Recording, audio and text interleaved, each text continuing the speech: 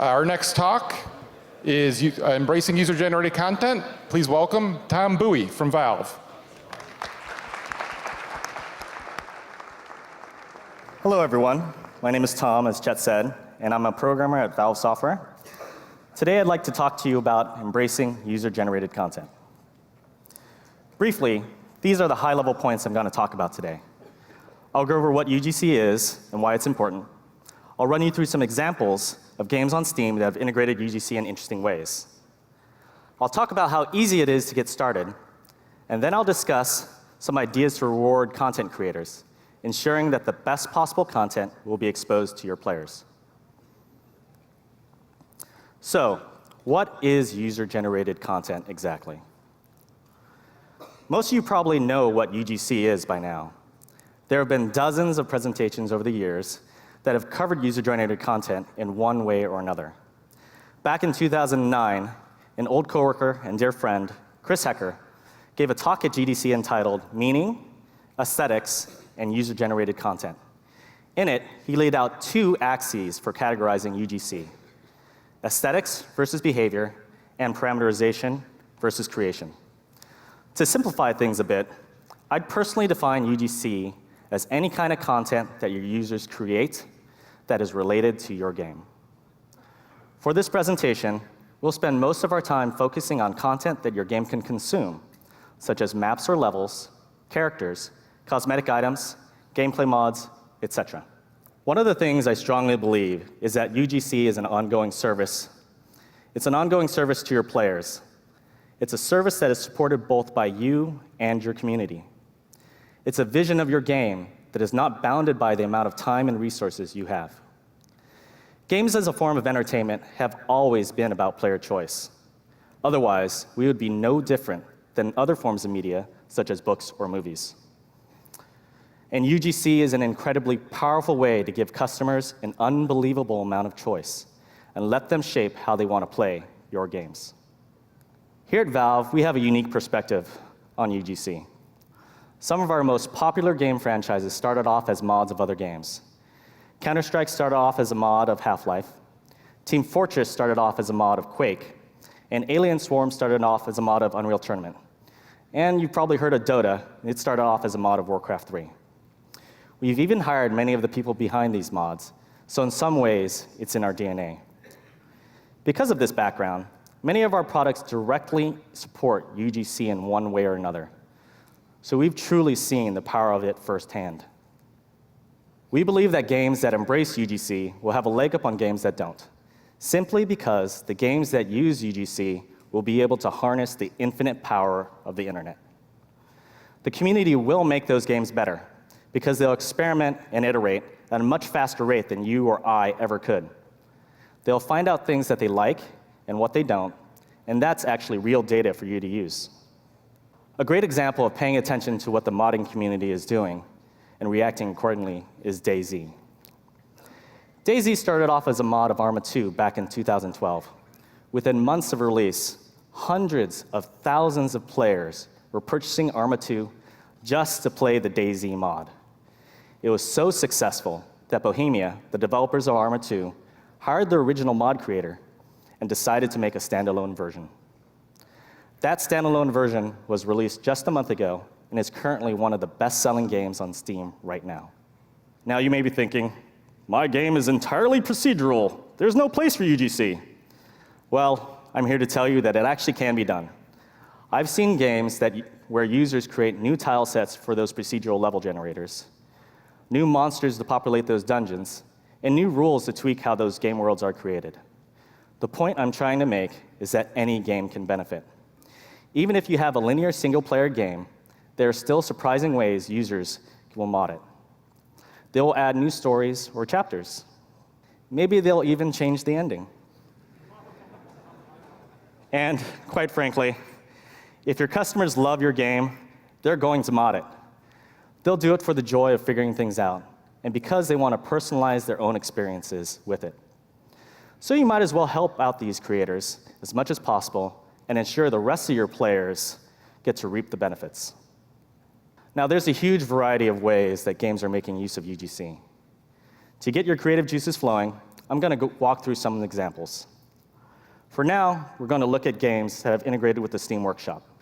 The first game to utilize the Steam Workshop was Team Fortress 2 at the end of 2011. This workshop is a little different because the TF2 dev team first lets the community curate the content before deciding what to integrate into the game. So here's how it works. Content creators first upload their files to the Steam Workshop. At that point, the community goes through and votes on which content they want to see in the game. After that, the TF2 dev team then goes through the top-rated content and decides what to download and actually put into the game. Once that is done, those items are made available in the game either by purchasing them or by playing the game itself. Now, TF2 has had hats long before the Steam Workshop came along.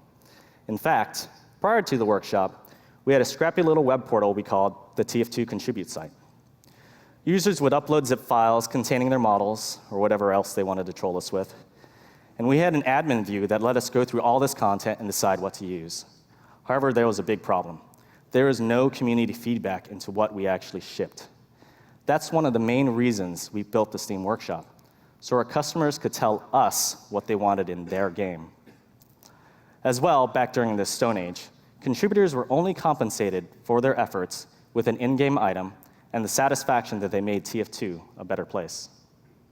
Since we launched the workshop for TF2, we've accepted over 500 items made by the community, and the quality of those items only gets better each and every day.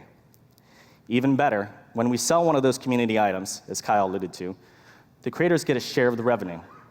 To date, we've paid out millions upon millions of dollars to these contributors. I actually lost count after 10 million. It's really, really much higher. This financial compensation has improved the quality of items in the workshop dramatically and has even led to some people making it their full-time job to create content for the workshop. The second workshop we launched was for the Elder Scrolls V Skyrim. The Elder Scrolls series has a long history of modding. However, one of the problems with that was that this content was distributed across multiple websites, and it wasn't really easy for users to get it. They'd have to do a lot of hard work to download the latest version, make sure it's up to date, make sure it didn't conflict, put it in the right place on their hard drive, etc. Needless to say, this wasn't really for the faint of heart.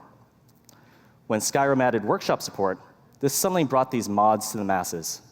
Now every Skyrim player could install a mod with a simple click of a mouse, and they'd be assured that whenever the mod creator made some bug fixes, they'd get them right away.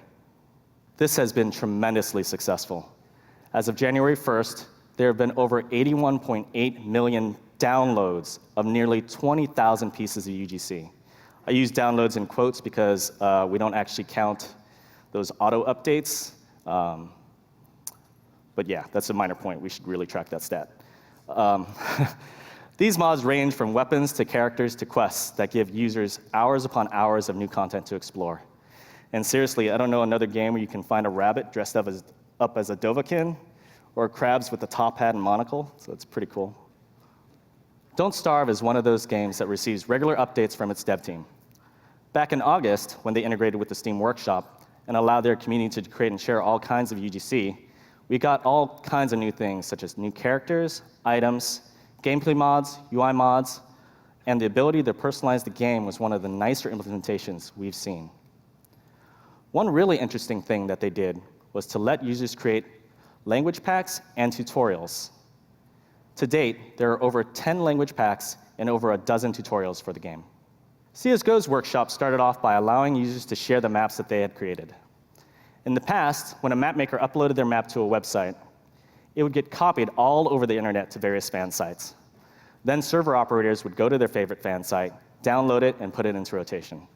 However, map creators, because there is no centralized place for them to upload their maps, they could never be sure that everybody got the latest and greatest version. So inevitably, this meant that someone was playing with an old, broken copy. The CSGO team solved this quite simply by making sure that the game servers always check with the workshop first to see if there was a new version, and then download it before actually using it. Map makers could then feel free to iterate on their maps, knowing that their customers would always get the latest and greatest content. As of today, over 4,700 maps have been shared with the community for CSGO. The next piece of UGC that the CSGO team tackled were weapon skins. This follows the curated model that the TF2 workshop uses, where creators upload new skins. Then the CSGO dev team decides which ones to ship in the game by looking at the top-rated content. One thing I've learned from this experience is that people really, really love their guns. I mean, really. And they really, really love to paint them. The last time I checked, there were over 20,000 weapon skins uploaded for CSGO. Tripwire has embraced UGC wholeheartedly and let their users share all kinds of content, including maps, characters, and mods. But in a game like Killing Floor, where players have to fend off hordes of zombies, they needed weapons, lots of weapons. So the Tripwire team turned to the community and looked at the top-rated content. They then decided to ship the highest quality weapons as DLC. The best part of that is that the original creators get a slice of each and every piece of DLC sold. This was so successful that Tripwire ended up doing this 3 times, shipping 3 community weapon packs. Having successfully integrated UGC into Killing Floor, Tripwire decided to give similar treatment to Red Orchestra 2. Now, I should mention that creating content can be hard work. As my level designer friends like to tell me, creating maps is the hardest work. So, to incentivize the creation of new, high-quality maps, Tripwire held a contest in 2012 where they awarded over $35,000 worth of cash and prizes. Once the contest was finished, they made the winning maps available to all their players. This first contest was so successful that they did it again in 2013. Portal 2 is a good example of what happens when you make a super easy-to-use level editor embedded in your game and make it available to all of your players. It was so easy, in fact, that even I could make a level, to the chagrin of my level designer friends. It turns out quite a few people found it just as easy as I did. Over 381,000 maps have been shared with the community. So to put that in perspective, if you assume that each map takes about 5 minutes to play, and you tried to play them all, it would take you 3.5 years of nonstop playing, no bathroom breaks to complete them all. Of course, there are more being added each and every day, so your chances of doing that are pretty low. We actually had a guy at the very beginning of when the Portal 2 workshop launched try to subscribe to every single map. I think he's probably still playing to this day. One interesting thing to note is that most of the top-rated maps were actually not created by this easy-to-use level editor, but were instead made in Hammer, a tool that our level designers use to create the shipping maps in Portal 2. I'll talk about more of that in a few minutes, and hopefully you'll understand why. The workshop isn't just for games either. The Source Filmmaker, a tool to create high-quality movies, posters, and comics, has also used it to great effect. With hundreds of models, animations, effects, and other pieces of content at their disposal, SFM movie makers have been able to create movies and artwork that have rivaled some of the things we've created ourselves.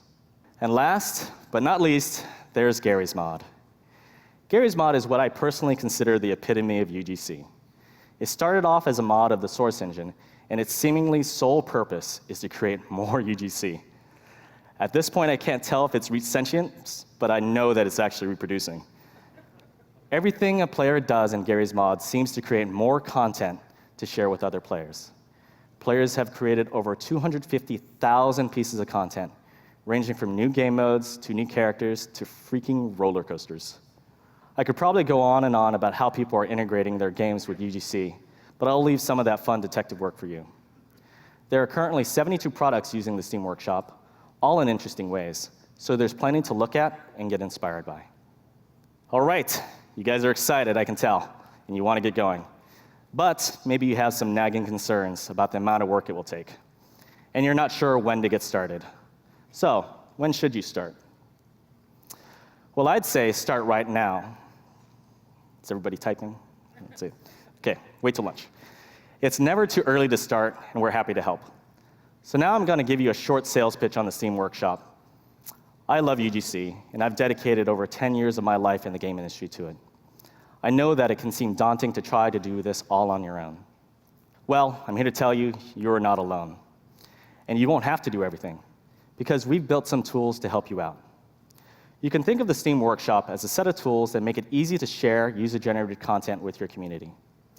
It has all the things you can imagine such a system having, such as the ability to search, filter, rate, sort, all that sort of stuff. As well, we'll take care of all the hosting, management, infrastructure, etc. So instead of you having to wake up at 2 a.m. because the servers are down, it'll probably be me waking up at 2 a.m. This will let you focus on all the cool stuff, how UGC actually interacts with your game. Okay, so where do you start? It's easy to think that you have to support all kinds of UGC and polish up your tools and write a bunch of documentation. But in reality, you should just start simple. Focus on one type of UGC and expand from there. Release your tools in whatever state they're in. As a developer, I know there's some pride on the line there, but it's okay, really. It's better to get your community started and see where you actually have to do work to support them. If you have a hard-to-use tool that you use internally, I wouldn't worry too much about polishing it up and making it easy to use. Going back to the example of the ported to level editor, where we made a really polished in-game version, it was pretty powerful, but not nearly as powerful as Hammer, the tool we normally use to create maps. And it was Hammer, as you remember, that the community used to create the top-rated content for Portal 2. And I don't think there's anyone out there that would argue Hammer was easy to use. One thing that worked really well for us on TF2 was enabling users to upload zip files containing anything they wanted. We asked for models, and they gave us models, but they also gave us gameplay fixes, tuning things, new kill icons, and much more. They were basically telling us what things they wanted to be able to change in the game. If you don't have time to work on your tools, it's okay to rely on third-party tools. Back in another life, when I worked at Maxis on The Sims 2, I volunteered to work with modders who were creating community items for the game. One of their tools, called the Sims Package Editor, totally freaking blew my mind, seriously. Here was a tool that they had created with very little help from us that actually rivaled some of the tools we had created internally. I mean, think about that, right? Like, you're spending your entire life working on tools, helping your scripters and things like that, and these guys did it just by reverse engineering your data. So with that in mind, I'd say just give them everything. Let them have all the resources you use to make your content. It can only make the content they create better. And in reality, they're probably going to extract it from your game files anyways, so you might as well help them get started by giving it to them and explaining how you do things. We released the source code for many of our tools. So instead of modders having to spend time reverse engineering things and looking at the data, you can give them a head start so they can improve the tools for you.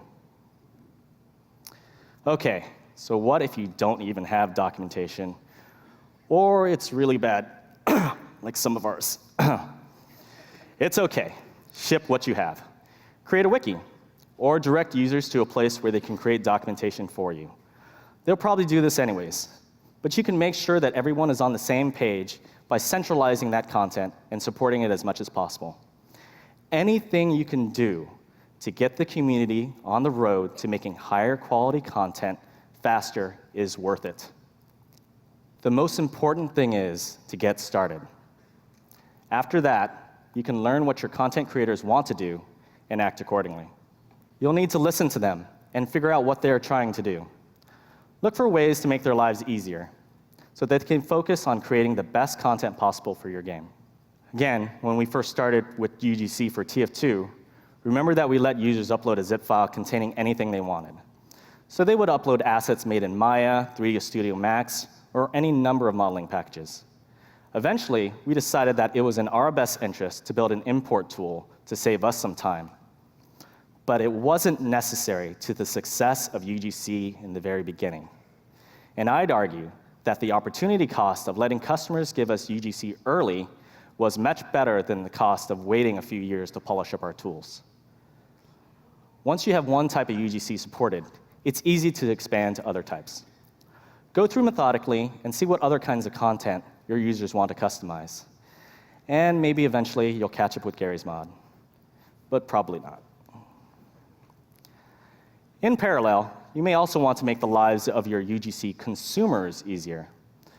One thing that quite a few games do is expose the discovery of the best content directly in their game.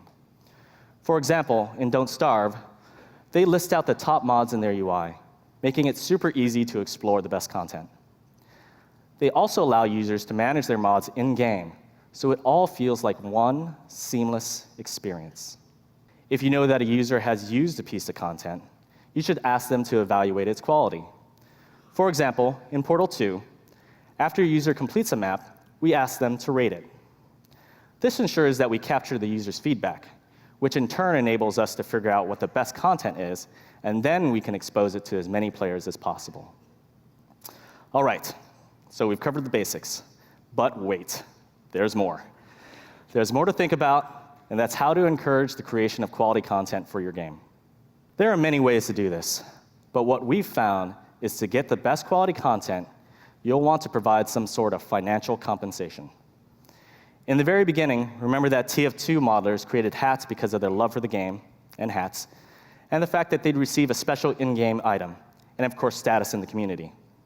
Well, once we introduced the workshop and customers started buying their items and creators started receiving paychecks, the quality of the items went through the roof. One way to provide financial compensation is to run contests, as we talked about earlier with Red Orchestra 2. This works well on an intermittent basis, but it's something you'll have to organize each and every time. Another way to do this is by bundling up the best content and selling it as DLC, just like Killing Floor did. And of course, as you probably know by now, you can sell the items in your game like TF2 and Dota 2 do, with the creators receiving a share of the revenue. If you do this through the Steam Workshop, we'll take care of paying all the creators and all the tax mumbo-jumbo for you. One key thing to understand here is that the creators are compensated in proportion to the value that they've created for customers. In simpler terms, if we ship 10 hats, customers vote with their dollars and tell us and the creators what they like best. After you've thought about properly incentivizing and compensating content creators, you should look at the ecosystem that surrounds them. Most likely there are websites where they congregate or third-party tools that they use that you'll also want to support. We've formalized this on the Steam Workshop with a feature we call service providers.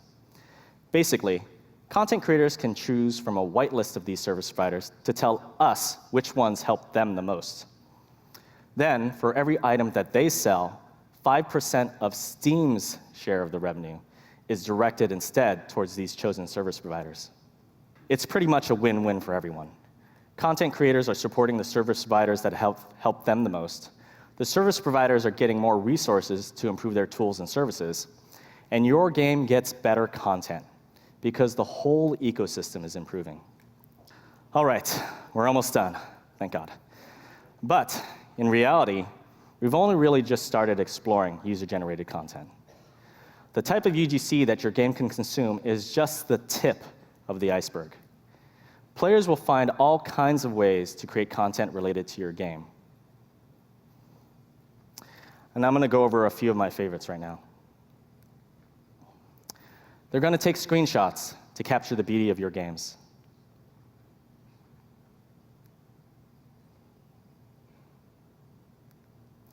And of course, to record their most memorable moments.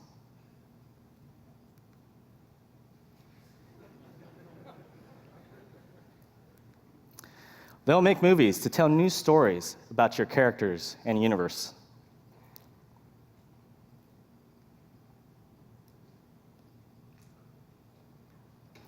Some of them rivaling the quality of the content that you make yourself. Your users will create some amazing artwork.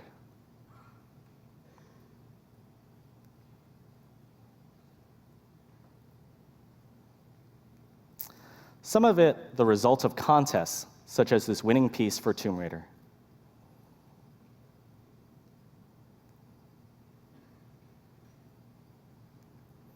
And some just because they love hats.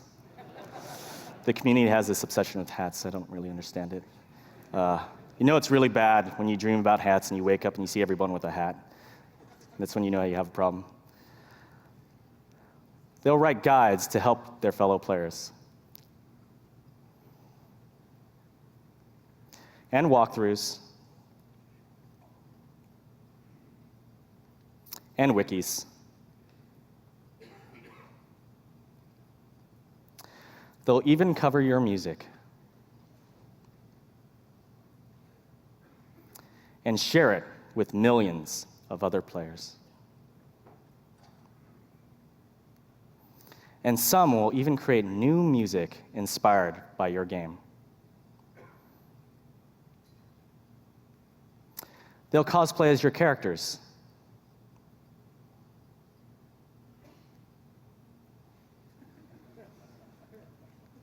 no matter what the cost.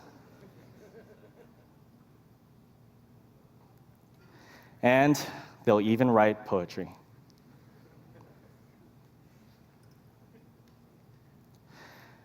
As you can see, UGC is more than just the content that your game can consume. It's content that inspires people, that gives them choices in how they play and perceive your game. Some of it may seem silly or not that valuable, but I can assure you that if your community is taking the time to create it, then they find it valuable. You'll want to find ways to encourage and foster all kinds of UGC.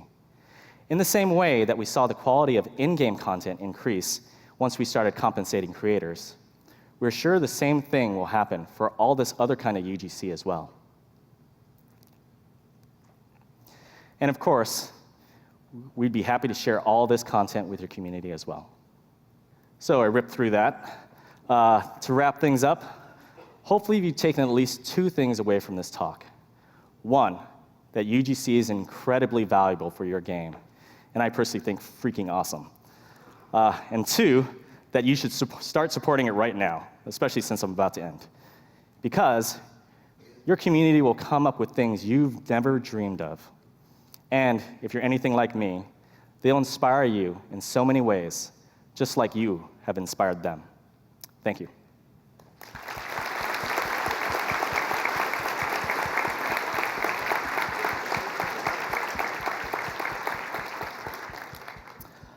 So I finished early, so we're going to do a Q&A session now. We're also going to do a breakout session in room 611 at 4 o'clock for any game-specific questions. So if you could reserve more like questions that everybody could benefit from, that'd be great. And I think people are running around with mics.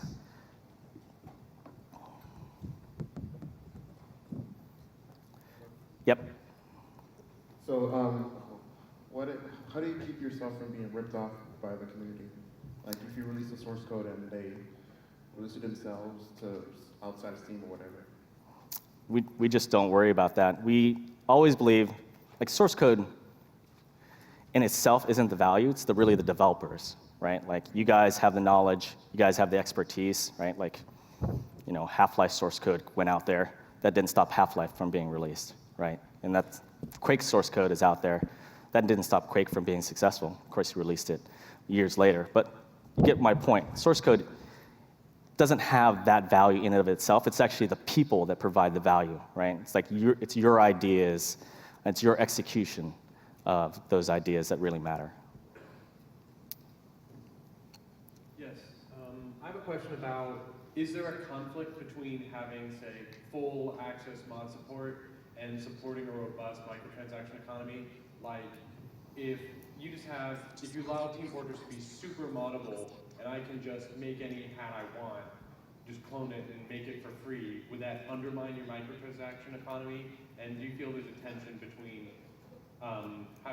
do you feel like enforcing a good, healthy item economy requires you to nerf modding in any way at all, or what's the tension? How do you feel about that? I don't really feel like it nerfs modding. I mean, there are servers out there that allow people to have any hat and things like that. We think the value is that when you go on a game server, people know that you've earned this hat, right?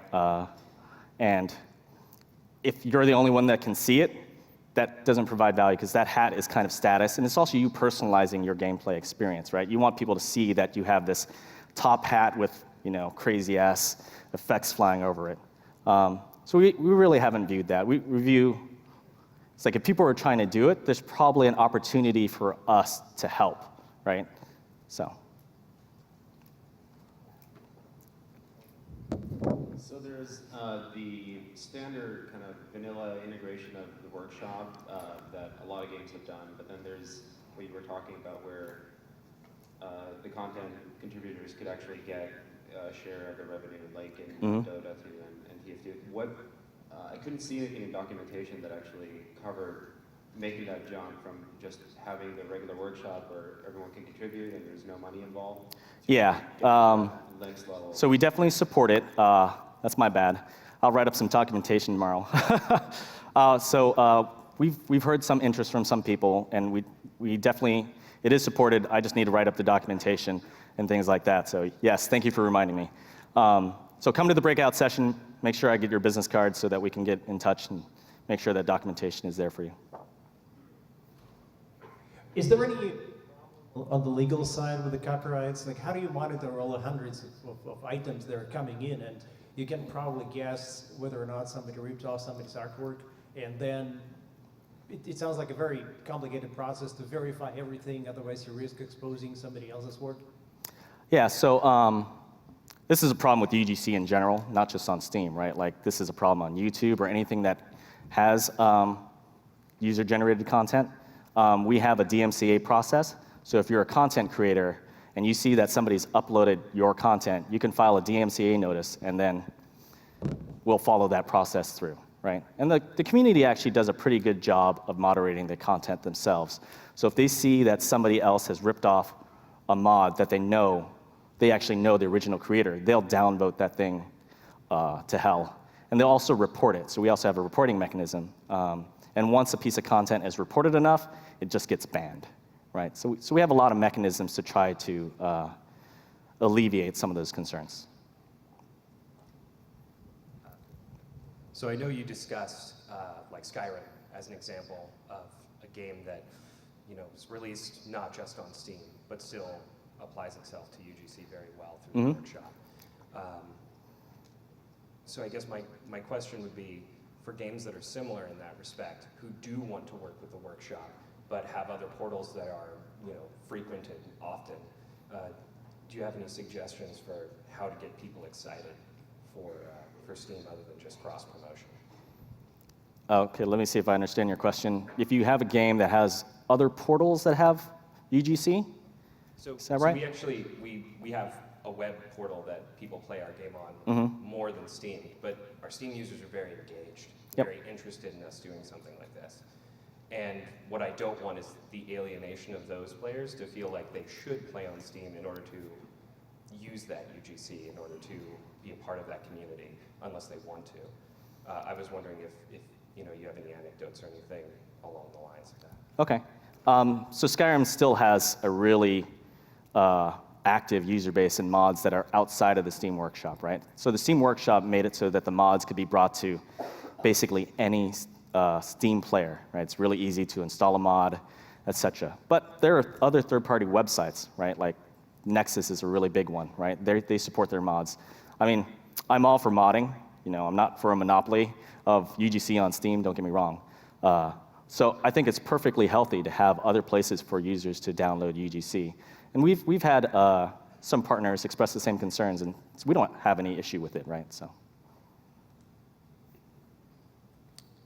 Yeah, so a lot of the times when you release a game and you continue to update it, sometimes those updates will break mods. Do you have any general advice as to how to minimize the negative effects of that? What we've seen partners do in the past is actually they've created beta branches of their games, and then they've invited those top modders, right, to test out the game, basically, because these are the guys that are providing so much value to your game. You want to make sure that their mods work, because it would really suck, you release an update and everybody's favorite mods broke. So that's one way to do it. That was pretty successful. Hi. Do you have any tips on getting internal artists to buy into UGC more? And like sometimes if a community member makes an item and they get more royalties than the artist would get in salary, they get jealous. And do you have any tips for handling when you get into those situations? So I'll answer the first part of your question. So we did have this exact problem on Dota, right? We have tremendously skilled artists, right? And then they're like, well, we could just make all this content. But when we actually started the workshop for Dota 2, they realized that the community was creating such incredibly beautiful things. It's like as artists, they just really love that. And there's always room for them to do things as well, right? So like they'd create the characters, set the art style, and it's, they're essentially being an art director to the rest of the community. As for the financial compensation part of your question, I think that's really up to you guys. We make sure that our artists are compensated very well, so. Hi, I'm wondering if UGC is in some way giving up the visual aesthetic vision of your game that you first established. It is essentially giving up that control and giving it to the players as their responsibility. And how do you sort of contend with like people in my virtual world running around with floppy swords and things that look terrible and I guess ruin it for everybody else? So we did have that concern with Team Fortress. Maybe some people will think that we've disregarded that concern, but, and also Dota. So that's why I said we have a curated model for the workshop, right? The community is voting and telling us what things they want in the game, but we still have the ability to say, well, this is way too sci-fi for Dota, right? This just isn't gonna work. We know you guys like it, but there's enough people that don't like it that maybe we'll decide not to put it in the game, right? To some extent, it is giving up control of what your game originally was, but I think that's okay. This is what your players want, right? I mean, not to say that you should give them everything they want, but if there's enough people saying, I want your game to have hats and mustaches, you as a creator should help them out, right? So I don't really see a problem with it. Some people may take some time getting used to it, especially if they're used to having tight control of the art direction of their game or their gameplay and things like that. But like I said, people are gonna mod your game anyways. When TF2 first started off, people made hats long before we put them in the game. That was actually where we got the idea, so you can blame those guys. So, yep. Hi. I found that, at least in my community, people tend to go crazy at a particular fixed rate that doesn't seem to change over time. So what do you do about security of add-ons? Like if a game supports full scripting that has TCP objects and stuff. Mm-hmm. What if somebody decides to update their mod that deletes everybody's save game or something? And this will happen, at least to me. So how is that handled? So as the programmer who's done that sort of things, I've tried to sandbox those things. Like you want to give modders as much control as possible, but then not let them affect the other users in a detrimental way. So like if you use Lua, that can totally be sandboxed so that people can't write to the hard drive or delete files, right? To some extent, if you don't want to go that far, your community will also help you curate that content. So the upvote and downvote button are really powerful things, right? They'll say, this thing deletes all my save games. Unfortunately, some guy had to experience that in the first place as the canary in the coal mine, but that's a way to let the rest of the community know that, hey, don't use this mod, right? But as a programmer, I would probably try to sandbox that thing anyways. I have a concern over the long term. Right now, you have, like you said, about 70 games using UGC. And so say your talk is very successful today, and 2 years from now, you have 1,000 games requesting the use of all these people who probably are a very small portion of your actual players for using their services, and especially then the elite group inside that, which actually produces very high quality content. What happens when you have 1,000 games, 2,000 games, 3,000 games, all struggling for the same little group of people? I a little worry about that over the long term. Now, as long as it's a gold rush, but long term, I'm a little concerned. I guess I'm not that concerned, mostly because there's like 7 billion people in the world. There's a lot of great content creators out there, and we're only tapping a tiny, tiny portion of them for TF2 and Dota and CSGO, right? Back in the day of the pinball construction set, it was so successful, it spawned lots and lots of construction sets. Mm-hmm. And after a while, they got really, really sad. Even though they got more technically interesting and better kind of like genres and such, the modders just burned out. I can't speak to that example directly. Just to address your other question a little more. What we're finding is that when we launched Dota 2, Dota 2's workshop, suddenly all the TF2 artists didn't just migrate over, right? So we didn't lose all those artists. We actually gained more artists. What happened is the whole ecosystem is growing. People are starting to take it seriously. We get professional artists making things, and as the whole ecosystem improves, there's going to be more and more people taking this seriously and thinking, hey, I could actually make some great content for my favorite games and actually make some money off of it. So some of the TF2 artists did go over and make Dota 2 items, but what they ended up doing is still making TF2 items because that's their favorite game. So I think you obviously have to have a great game that draws your users in, because these are the guys that are going to start off playing your games and then deciding they want to personalize it, right? There are always going to be the professionals that are going to go and try to seek out the best place where they can use their talents on the workshop. But we're talking about people that also want to do this because they love it. I think we had time for one last question, so. You mentioned like contests and stuff for maps. Yep. What is another good way to monetize maps that don't segment your community? I didn't mention it in the talk, but what CSGO did was they took some of the maps and put them on their official servers. So these official servers are really, really super fast. They're all over the world. You can always get these community maps for free and play them locally or play them on your own server. But if you wanted to play on the official servers, you had to buy like Operation Payback, right? That's what we called it. So you bought a little pass that enabled you to play on the official servers on these community maps. And what we did was gave 100% of the proceeds from Operation Payback to those map creators. So that's another way you could compensate map creators for creating great content for your game.